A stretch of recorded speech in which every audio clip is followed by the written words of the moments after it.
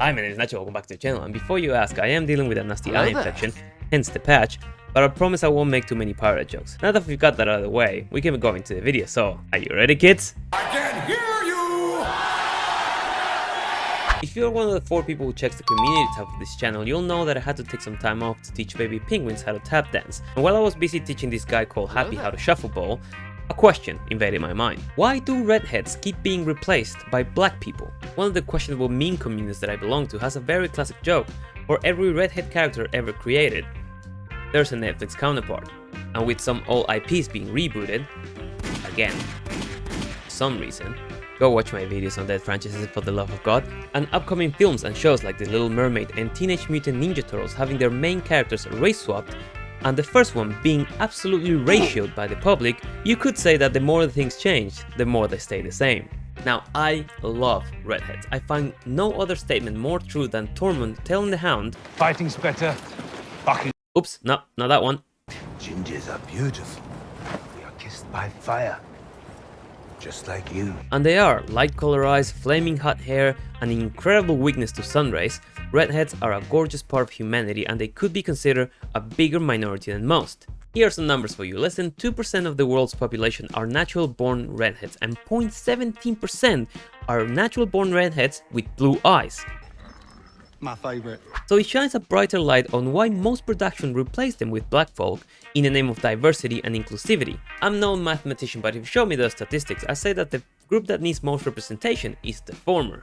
But because I don't have the knowledge or the energy to search for the first ever race swap, I'm gonna set Game of Thrones Season 8 finale as a starting point where this race swap Olympics really kicked off. The Kiss by Fire people were very prominent in the show, but ever since then, characters predominantly from video games and comics have been constantly replaced with dark-skinned actors. And yes, it's not just redheads, it's basically every character that doesn't reach a certain level of melanin in their skin. Shit, even Latinos are being thrown into the mix. With more people realizing that go woke, go broke is more than just a hashtag, given the massive amount of bad content that companies like Disney and Netflix are making with the sole excuse of appealing to a modern audience, more and more members of that public are getting really tired of that shit and keep rejecting said poorly made content. The saddest part of all of this is that really good shows are being butchered by these ideologies. Let's take for example The Witcher, and characters like Triss Merigold, a famous fire mage within the Witcher lore, replaced by Anna Schafer, who they tried to dye red in the second season after the damage was already done, and that's not even the worst casting choice of that show. But remember, we're talking redheads. Black Adam wasn't a bad movie. It wasn't great either, it was enjoyable, but the character of Cyclone, Maxine Hunko, being played by Quintessa Swindle is also a prime example of this. And then we can easily slide into shit show territory, and I'll let you decide if the casting choices contribute to making these shows bad. I'm talking Batwoman, a show that didn't even make a blip in my radar for the simple fact that it looked shit, where Catherine Kane was initially played by Ruby Rose, and later by Javicia Leslie, and later cancelled. In the same realm we can include the movie Batgirl, starring Leslie Grace, that was also cancelled and completely scrapped after being almost finished because, and I quote, "The decision to not release Batgirl reflects our leadership's strategic shift as it relates to the DC Universe and HBO Max," said spokesperson for Warner Brothers. But the real reason.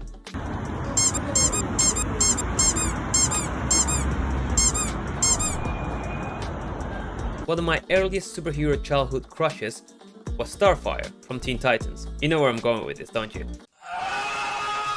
I'm never gonna recover from that. And the list goes on and on.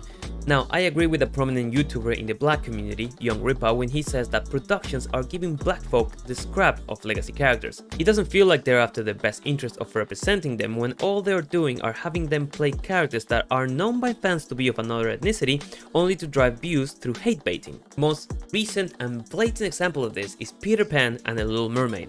Now, the former has a lot of red flags that I might talk about in another video, but for the latter, majority of people watching this channel will have the 1989 animated movie as a reference, with Ariel being a redhead with fair skin, and a visited a clamshell as a bra, and falling in love with the attractive non-fish guy wishing she was big. Now, the original tale written by Dutch author Hans Christian Andersen describes Ariel like this. Her skin was as soft as tender as a rose petal, and her eyes were as blue as the deep sea, but like all others she had no feet.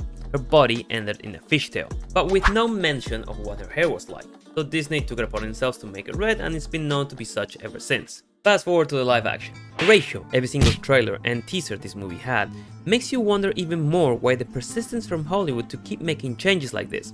On top of that, they have Javier Bardem as Poseidon in a Rings of Power Muriel, oh, that's my daddy situation. Does these people know how parenting works? Because I feel like this guy should start asking some fucking questions. So after having a laugh at the ridiculousness of the memes and the perspective of the actual clown world we're currently living in, a part of me feels bad for the actors and actresses being submitted to this, because they want to make it in the industry as professionals and not getting memed on from the get-go. So at this point, I really stop and think about the actual reason for some of these changes. Is it really in good faith? Are they trying to bring more opportunities to a diversified group of actors and appeal to a younger, broader audience that doesn't have many tales with people who look like them? Or is there a more sinister idea behind it all? Is it really all a political plot to put what the media call minorities in the forefront of all of this hate to later twist the narrative and have them be a scapegoat when their true plans come to fruition? Because the real reason can't be money. Ever since the first race swapping started and the gargantuan emphasis that's been put on inclusivity, the amount of monetary losses the majority of these platforms have suffered would be enough of an indication to any logical person to realize that the path towards profit is on the opposite direction of the road they're currently on. Instead of investing massive amounts of money into buying off reporters to say that the diversity cast of a certain show or movie is refreshing, or that it sticks it out to the white male, you can put that into having competent people write your stories, or get better costume designs for all I care. I don't give a shit. Just don't waste money on a shit show and then complain about the ratings. Putting on the tinfoil hat and coming up with a million different conspiracy theories of why this is the thing, it's becoming less and less of a crazy idea as time goes by. And if the argument defending these nonsensical changes is that black folk have suffered a lot in America, that's true, I'm not denying that. But what about Irish people under British ruling? Or better yet, why don't you go with why people down under call redheads Rangas? I do feel like race swapping characters so blatantly and without thought is an injustice towards people of color. I would love to see more stories like Bishop, if it's not too late for a good X-Men origin story. Static Shock, never got a live action. Jon Stewart, you wanna see Idris Elba in a role that's not Heimdall? Not that he was bad in that, I fucking love that man. Blade, single-handedly saved and made the MCU possible, at least the good starting bits. So there's an audience for original black characters without the need of race swapping. And as far as my knowledge goes of directors trying to create fresh characters, I have to give it to Jordan Peele, who keeps making fairly entertaining movies that appeal to black actors and honestly feel like good content made for the reason why content should exist: to entertain. Like I said in my previous videos, I'm all for changes of the source material as long as it's made with thought and for the intention of making what's being made better. Changes were made to the Lord of the Rings script, given the length of the books ended up in brilliant classical movies.